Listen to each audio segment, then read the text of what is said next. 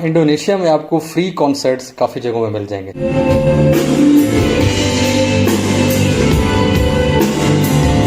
मुझे लगता है इनकी दास्तान भी वही है जैसे हमारे मतलब सर्विस और बाटा की है कि जहाँ सर्विस होगा वहाँ बाटा भी होगा, इसी तरह जहाँ इंडो मार्ट होगा वहाँ अल्फा मार्ट भी होगा।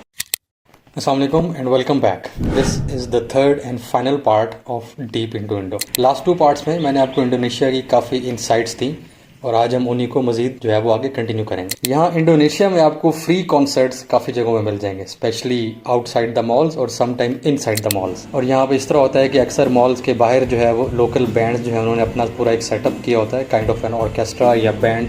तो वहाँ पे वो लोग एक लाइव परफॉर्मेंस जो है वो दे रहे होते हैं जिसमें वो इंडोनेशिया के मशहूर फेमस सॉन्ग्स जो है वो गा रहे होते हैं।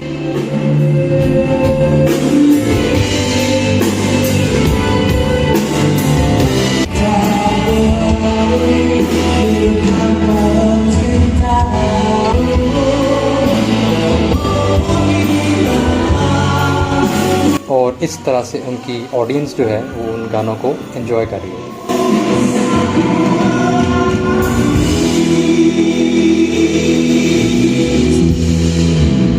और अगर कोई इनका विंटेज बैंड आ जाए तो फिर वो लोग इन गानों को एंजॉय करने के साथ साथ झूमना भी शुरू कर देते हैं।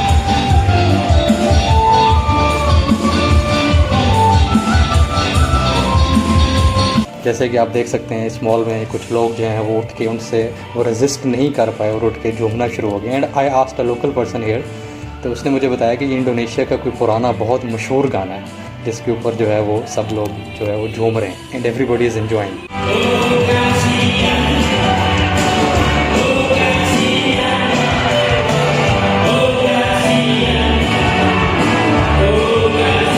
और यहाँ पे काफ़ी मॉल्स में आपको इस तरह के सोलो जो परफॉर्मर्स हैं, सिंगर्स, वो भी नज़र आ जाएंगे। They are with the guitar और वो यहाँ पे परफॉर्मेंस दे रहे होते हैं और सामने एक उन्होंने बॉक्स रखा होता है जिस पे लिखा होता है कि म्यूजिशियन अप्रिसिएशन बॉक्स, कि अगर आपको उनका गाना पसंद आ रहा है तो you can appreciate them by giving them some money. और इन सब के अलावा आपको यहाँ पे रोड्स पे भी चलते हुए अक्सर म्यूजिशियंस जो है वो नज़र आ जाएंगे और वो इस तरह का एक स्पेशल इंस्ट्रूमेंट जो है जो कि बैम्बू स्टिक से बना होता है उसको बजा रहे होते हैं। और एक मेरा ख्याल है कि ख़ास म्यूज़िक है इंडोनेशिया का जो टोन वो बजा रहे हैं।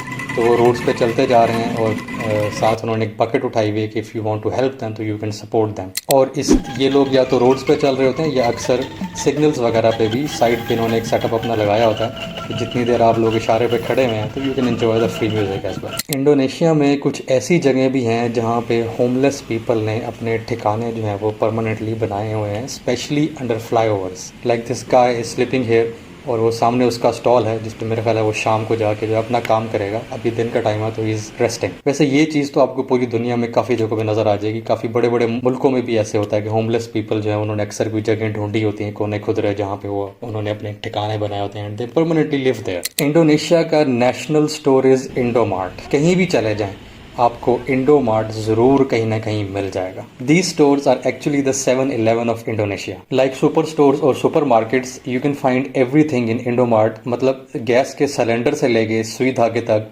इवन मेडिसिन जो OTC मेडिसिन होती हैं over the counter like paracetamol and all those things, you can find them here easily. और सबसे अच्छी बात यह है कि इनकी प्राइसेस भी कंट्रोल्ड हैं और अक्सर यहाँ पे इंडो मार्ट पे प्रमोशंस भी लगी होती हैं, लाइक ब्रेड पे, एग्स पे, इन चीज़ों पे जो है वो अक्सर प्रमोशंस लगी होती हैं जो आपको बाकी डिफरेंट जितने भी मार्ट्स हैं वहाँ आपको कम प्राइस में मिल जाती हैं। यहाँ से आप इंडोनेशिया में जहाँ भी रहेंगे, जिस बिल्डिंग में, अपार्टमेंट में, कहीं पे भी, वहाँ कम अज़ कम 3 नहीं तो 2 इंडो मार्ट लाजमी होंगे उस अपार्टमेंट की उस बिल्डिंग की विसिनिटी के अंदर।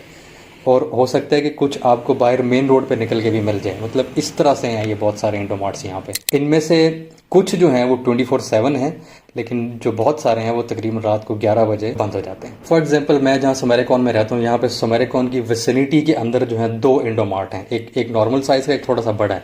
और अगर मैं अपनी इस बिल्डिंग से एक गेट से एग्जिट करूँ तो वहाँ भी इंडो मार्ट है, दूसरे गेट से एग्जिट करूँ तो वहाँ भी बाहर जाके एक और इंडो मार्ट है। तो मतलब टोटल मेरी जो वॉकिंग डिस्टेंस है उसके अंदर मुझे 4 इंडो मार्ट्स जो यहाँ पे मिल जाते हैं। उनमें से एक जो है वो 24/7 है, बाकी 3 जो है वो रात को 11 बजे बंद हो जाते हैं। इंडो मार्ट की चेन जो है वो पूरे इंडोनेशिया में है। They are everywhere in Indonesia, मतलब तकरीबन हर शहर में है इंडो मार्ट की जो चेन है। अब तो इनका जो है वो एक सुपर इंडो मार्केट भी है, और वो तो बहुत बड़ा एक ग्रॉसरी स्टोर है, जस्ट लाइक A1 मॉल हो गया या लॉटे ग्रॉसर हो गया, इस तरह के लेवल का बहुत बड़ा स्टोर है। और उस पर तो अक्सर बहुत सारी प्रमोशंस जो हैं वो भी लगी होती हैं, तो आपको काफ़ी कंट्रोल प्राइसेस के ऊपर चीज़ें मिल जाती हैं।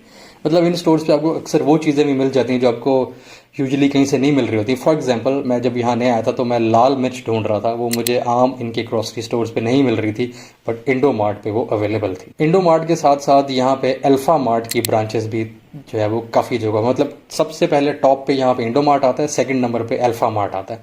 मतलब इंडो मार्ट और अल्फा मार्ट आपको अक्सर साथ साथ ही मिलेंगे। मतलब मुझे लगता है इनकी दास्तान भी वही है जैसे हमारे मतलब सर्विस और बाटा की है, कि जहाँ सर्विस होगा वहाँ बाटा भी होगा, इसी तरह जहाँ इंडो मार्ट होगा वहाँ अल्फा मार्ट भी होगा। और फिर यहाँ पे इस तरह के कुछ और स्टोर्स भी हैं, बट ये 2 जो हैं ये सबसे ज़्यादा फेमस है इंडोनेशिया में। अच्छा, इंडो मार्ट के अलावा यहाँ पे पाकिस्तान की तरह जिस तरह जनरल स्टोर्स होते हैं वो भी होते हैं यहाँ पे। मतलब आम सी दुकान होगी, उस पर जाके आप जो भी आपकी जो रोज़मर्रा की चीज़ें हैं वो आपको मिल जाती हैं, जैसे जस्ट लाइक अ करियाना स्टोर, वो स्टोर्स भी होते हैं यहाँ पे। लेकिन वहाँ पे मसला ये होता है कि आपको लैंग्वेज बैरियर का थोड़ा सा इशू फेस करना पड़ सकता है, क्योंकि वहाँ पे बिल्कुल उनको जो है इंग्लिश समझ नहीं आ रही होती, तो आपको चीज़ बताने में मुश्किल होती। For example, I had an experience कि मुझे चीनी लेनी थी और मैं उस स्टोर पे चला गया और मैं उसको शुगर, चीनी, मतलब डिफरेंट वर्ड्स जो मुझे आते थे मैंने ट्राई किया, बट ही कुड अंडरस्टैंड। मैं स्टोर में देखता भी रहा कि शायद मुझे नज़र आ जाए कहीं पे, बट नहीं नज़र आई। इन दी एंड मैंने गूगल का इस्तेमाल किया और उस पर मुझे पता लगा कि चीनी को इंडोनेशिया में गुला कहते हैं।